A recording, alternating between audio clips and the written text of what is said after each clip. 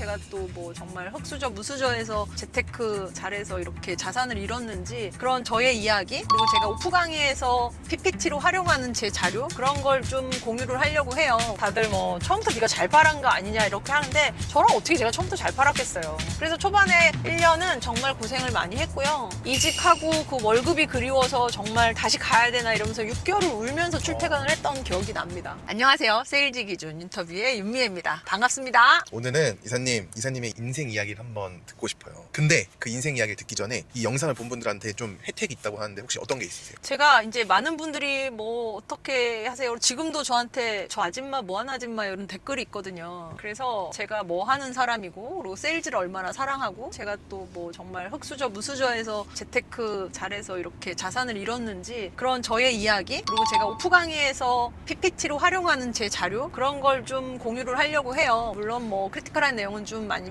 좁혀지기는 했습니다만 그런 내용을 좀 담아서 여러분들께 이렇게 좀 배포를 좀 하고 싶고요. 구독과 좋아요, 알림 설정과 회원가입까지, 그리고 리플리에 달아있는 것까지 다 혜택이 있으니까 이 영상 댓글에 보시면요 링크가 있습니다. 거기에 이메일 주소 적어주시면 PPT 파일 다 보내드릴게요. 자, 그럼 시작해보겠습니다. 이사님 어쨌든 인생 이야기를 한번 해볼 건데, 이사님 예전에 얼마나 힘들었고 그 어떤 삶을 살았는지 좀 알려주세요. 초등학교 5학년 때 엄마 돌아가시고 그때부터 유년 시절에 어떤 고생이란 고생은 다 한 것 같은데, 아빠가 야밤도주 하고 엄마가 신장염으로 돌아가셨거든요. 근데 당시에는 뭐 보험 이런 게 없으니까 그때는 피를 이렇게 투석하는 게 정말 다 현금이었어요. 진짜 긴 병에 장사 없다고 엄마가 한 2년을 그렇게 신장 투석을 하니까 집이 정말 쫄딱 망했거든요. 그래서 뭐 초등학교 5학년 때 돌아가신 이후부터는 아빠가 그 빚더미에 있어서 그걸 어떻게 헤어나오질 못하셨었어요. 저희 아버지는 그냥 와이프 잘 만나고 부모 잘 만나서 되게 잘 산, 되게 훌륭하게 귀하게 큰 아들이었거든요. 그러다 보니 고생 안 해보신 아빠가 어떻게 하실 줄 모르고 어렵게 살았던 것 같아요. 근데 뭐 그때 당시에는 일부 다처제, 이게 공론은 안 됐지만 이 집 저 집에 보면 엄마들이 작은 엄마라고 하고도 하고 이모라고 하기도 하는 그런 이모님들도 계셨던 그런 때였거든요. 그래서 제가 새엄마 편에 전전긍긍 이사 다니면서 환자집 같은 데 이사 살고, 중학교 2학년 때부터 그 어린아이가 중학교 2학년 때부터 공장 생활을 하면서 등록금을 벌어서 학교를 다녔어요. 그래서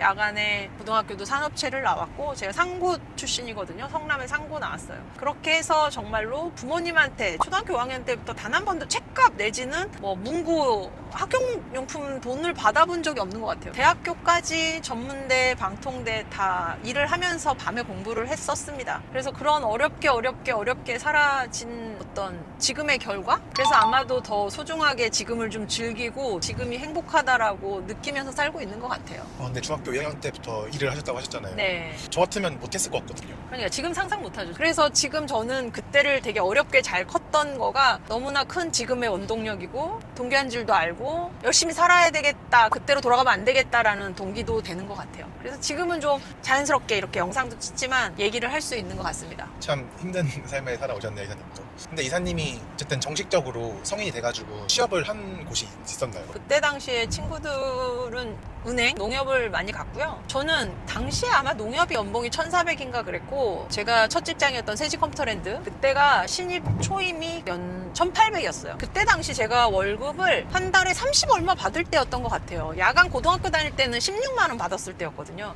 그러니까 저에게는 1,800은 지금의 한 억대 연봉이라고 체감은 됐던 것 같아요. 그래서 아마 돈을 좀 더 주는 곳으로 취업을 했던 그 세지컴퓨터랜드라는 회사의 저의 어떤 공식적인 성인이 돼서의 첫 직장이죠. 제가 어떤 영상을 봤어요. 이사님 나온 영상을 봤는데 이사님이 뭐 무조건 좋아하는 일을 막 하라고 하시더라고요.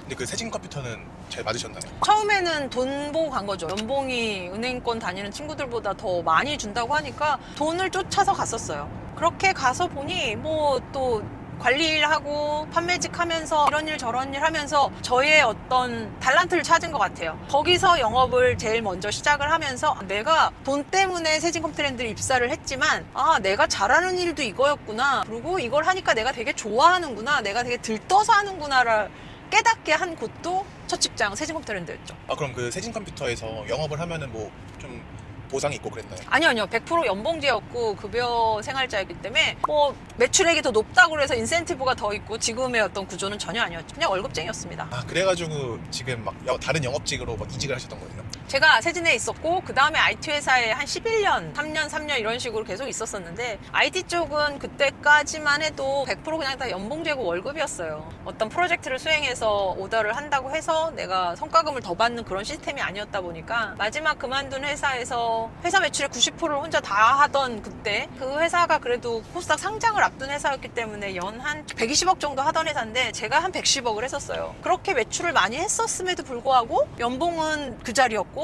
승진이나 이런 처우도 그냥 일반 다른 직장 동료들과 비슷하게 올라가는 걸 보면서 제가 흔히 말해 요즘 말로 하면 현타가 온 거죠. 그래서 하는 만큼 버는 일을 해야겠다라고 마음 먹고 지금의 자동차 쪽 세일즈로 전향을 한 겁니다. 그러면은 이직하고 나서 어떠셨어요? 처음에는 저는 제가 BMW부터 시작을 했으니까 BMW 때 저 딴에는 제가 이쪽 업을 하나도 몰랐을 때라 IT 업에서 외국계 회사 가고 막 수입차 들려오면 굉장히 멋있고 막 전 되게 좀 설레었었어요. 와 이런 직업 너무 멋있는 직업이다. 그리고 막 되게 좋은 매장에서 명차를 막 슈트 입고 남자들이 막 설명 이런 게 되게 멋있어 근사해 보였었거든요. 근데 정작 들어오니 정말 서바이벌이더라고요. 기본급도 그때는 없었었고 정말로 차를 팔아야 100% 거기에서 생기는 인센 구조로 수익이 되는 구조였다 보니까 그래서 와 이 월급에 대한 애정과 사랑과 그 든든함이람을 그때 정말 감사하게 생각했죠. 진짜로 다들 뭐 처음부터 네가 잘 팔은 거 아니냐 이렇게 하는데 저랑 어떻게 제가 처음부터 잘 팔았겠어요. 그래서 정말 맨땡에 헤딩하면서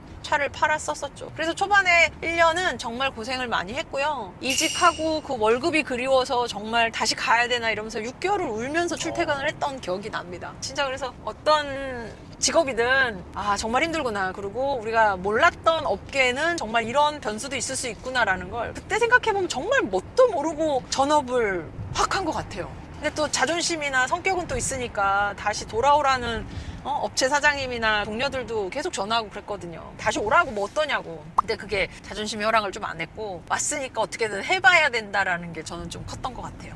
야, 이사님이 한 자존심 하시는데 울기까지 했다면 저 엄청 6개월은 정말 울고 진짜 다녔어요. 힘드셨나 보네요. 네, 되게 힘들었었어요. 그때 너무 힘들었었어. 그리고 어쨌든 좀 세일즈 하는 분들이 남성분들이 많으시잖아요. 그래서 더 힘들었기도 했을 것 같아요. 우선 남자들은 이렇게 물론 남자들을 폄하하는 건 아니지만 잘난 여자 이렇게 좀 나대는 여자 시끄러운 여자 이런 사람 싫어합니다. 그냥 싫어합니다. 제일 무서운 게 그냥 싫은 거. 그냥 안녕하십니까 인사도 잘하고 제 막 쫑코 줘도 너무 씩씩하고 선배님 저 좀 상담 데려가시면 안 돼요? 그런데 자기들끼리 나가서 뭐 밥 먹고 술 먹고 저 혼자 사무실에 있고 그런데도 저는 그게 거기서 풀이 죽고 그만두다 그게 너무 지는 것 같았어요. 그러니까 다음날도 더 열심히 인사하고 더 열심히 선배님한테 선배님 하면서 물어보고 막 이것저것 해달라 그러고 뭐 시키는 거 되게 막 빠릿빠릿하고 막 이러니까 그 사람들 입장에서 얘가 좀 기도 좀 죽고 좀 뭐랄까 힘들어도 하고 이래야 좀 보호 본능이 생겨서 해줬을 텐데 저는 좀 지금도 그렇고 그때도 그렇고 되게 씩씩했거든요. 그런 걸 싫어하더라고. 그래서 초반에는 정말 남자들이 워낙 많은 회사고 그들하고 친해지려고 부단히 노력을 좀 많이 했던 것 같고요. 반 남자처럼 이렇게 생활을 좀 했던 것 같아요. 쉽지 않았어요. 이사님 고생하셨습니다 진짜로. 네, 감사합니다. 그리고 앞으로도 고생. 지금은 지금 저는 그래서 너무 행복합니다. 그때 또 지금 너무 이사님이 있었기 행복합니다. 때문에 지금의 그럼요. 윤미애가 있지 않았나 네, 맞습니다.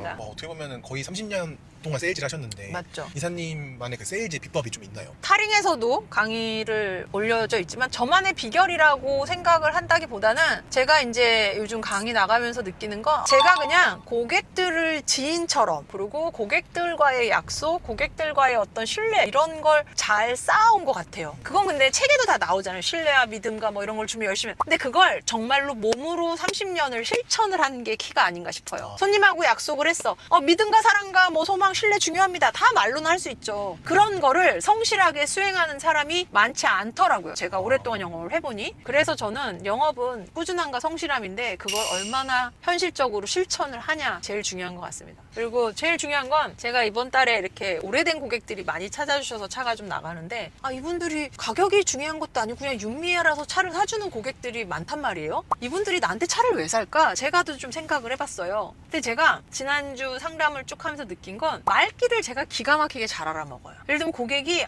나 아들이 차를 보러 가니까 달 좀 설명해 주세요. 네 알겠어요 대표님 하고 아들하고 막 상담을 했어. 아들은 경제적 능력은 있으나 돈은 아버지가 지불한대. 그럼 저는 오케이 아드님한테는 차만 보시라고 해. 이 친구하고는 가격을 얘기할 게 아니야. 아버지가 돈을 내는 거니까. 그러면 아버지한테 증여 이슈를 설명드리면서 공동명의로 하시면 되고요. 아드님이 좋은 회사 다니니까 할인이 더 되고요. 블라블라 자금적인 건 아버지한테 설명을 하고 자녀분한테는 차에 대한 장점과 당신이 필요한 어떤 옵션상에 대해서만 설명을 하더라고요. 그 대표님도 그렇게 해도 돼요? 그렇게 할 수 있어요? 당연하죠 대표님. 그렇게 하시면 돼요. 너무 좋아하시는 거예요. 너무 흔쾌히 그렇게 해서 진행을 했는데 그걸 그분들이 얘기한 게 아니라 제가 제안을 해서 그렇게 스무스하게 하루 만에 완납을 다 받았단 말이에요. 그런 것처럼 저는 고객에 대해서 제가 잘 알고 이렇게 말하면 저렇게 하고 이 사람이 이렇게 했을 때 더 좋아하겠구나를 제가 너무 잘 알아먹더라고요. 그걸 제대로 제안을 해주니까 다들 너무 흔쾌히. 근데 그런 것들을 제가 경험하면서 이분들은 다 내가 말귀를 잘 알아먹고 정말 내가 이걸 하고 싶어 하는 걸 윤미애가 쿡 집어서 이렇게 저렇게 포장을 해서 이겁니다 라고 하는 걸 좋아하시는 거야. 저도 당연히 10년 만에 12년 만에 찾아오신 고객들한테 흔히 말해서 눈탱이 안 치고 정말 있는 그대로 고객이 가장 유리한 조건으로 할 수 있게끔 제안을 하거든요. 그런 걸 고객들이 알아주시는 거야. 근데 그게 10년 12년 동안 제가 꾸준히 보낸 문자와 몇 년 동안 계속 서비스 예약과 서비스 센터 입고와 이런 1년의 것을 제가 10년 동안 보여드렸잖아요. 그래서 저는 영업하는 분들이 이제 2년 됐어요 쉽지 않네 어쩌죠 하면 제가 엊그저께도 메일로 보험하시는 분인데 타링에다 댓글을 달았길래 우리님 응원 드린다면서 1년만 한번 더 해보시죠. 3년만 한번 해보시면 성과가 지금처럼만 하시면 성과가 나올 겁니다 라고 제가 응원의 댓글을 드렸어요. 그것처럼 그러면서 세일즈를 하는 맛이 있다 이런 생각을 정말 많이 하거든요. 그렇잖아요. 어떤 걸 팔기 위해서 그것도 이왕이면 고가의 상품을 파는데 고객이 내가 하고자 하는 쪽으로 이렇게 의도된 바로 움직여서 계약을 해준다는 게 얼마나 큰 쾌감인지 아세요? 영상을 보는 님들도 다 느끼실 거예요. 상대가 내가 원하는 바로 이렇게 따라와 준다고 생각을 하면 그만한 희열과 매력은 없는 것 같아요. 도파민은 터져요. 그래서 저는 영업사원들끼리 얘기하지만 저희한테 어떤 만병통치약은 계약이에요. 계약과 출고. 어쨌든 그러면은 저도 마지막으로 여쭙고 싶은 게 이제 막 세일즈를 뭐 해보고 싶은 친구들 많이 있을 거잖아요. 그 친구들한테 뭐 해주고 싶은 말이 있을까요? 세일즈는 도전이죠. 그리고 1년에서 뭐 3년에서 뭔가 저처럼 이렇게 성과를 내기 쉽지 않아요. 저 지금 30년 했잖아요. 30년 해서 지금의 어떤 만족도와 행복감을 느끼는 건데 이제 시작하려는 분들 꾸준히 성실하게 한결같이 하면 저처럼 될 수 있어요. 정말로. 영업만큼 정직하고 이런 성실한 직업이 없는 것 같아요. 정직한 직업이 이거만한 게 없는 것 같아요. 우리가 직장 생활도 많이 하고 회사도 힘들고 막 하지만 저는 언제나 얘기해요. 직장 다니는 분들 스트레스 안 받나요? 다 받잖아요. 남의 돈 먹기가 쉽나. 모든 게 돈 받고자 돈을 버는 건 어렵고 힘듭니다. 그런데 똑같은 힘듦이 있는데 좀 더 많은 돈을 버는 걸 뭘 찾아야 돼? 저는 그게 세일즈라고 생각하는 거예요. 그게 이제 뭐 보험이 됐던 네트워크 판매가 됐던 저처럼 자동차를 팔든 제약회사를 다니든 뭐 블라블라 어쨌든 사람을 상대해서 이익을 창출하는 일은 다 세일즈라고 봅니다. 저는 그런 일을 하시는 걸 정말 추천드리고요. 그래서 꼭 저는 추천하고 바르게 정도를 걷는 성실한 영업으로 시작을 해주셨으면 좋겠어요. 그래야 오래 가더라고요. 많은 사람들도 인정해주고. 저도 근데 이사님이랑 촬영을 하면서 참 많이 느껴요. 진짜 직업 말고도 세일즈는 무조건 필요하다. 그럼요. 그러니까 표현이 사람들이 뭐 컨설팅이다, 마케팅이다, 뭐 자문, 뭐 협력 뭐 이런 거 하는데 저는 다 필요하고 그냥 세일즈라고 하는데 어쨌든 사람을 상대하는 일은 다 세일즈고 영업이고 그런 표현에 아우러서 저는 통틀어서 제가 그걸 세일즈라고 표현을 하는 겁니다. 오늘은 제가 어떻게 뭐 어렵게 살아왔다 이야기하면서 정말 세일즈를 사랑하는 윤미의 이야기를 좀 했고요. 정말 돌아보면 세일즈 시작하는 분들에게도 응원이 되고 제가 일하는 저도 굉장히 자부심을 갖고 한 번 더 이렇게 자신감 뿜뿜 생기는 이야기를 좀 해봤습니다. 세일즈의 기준 윤미였습니다.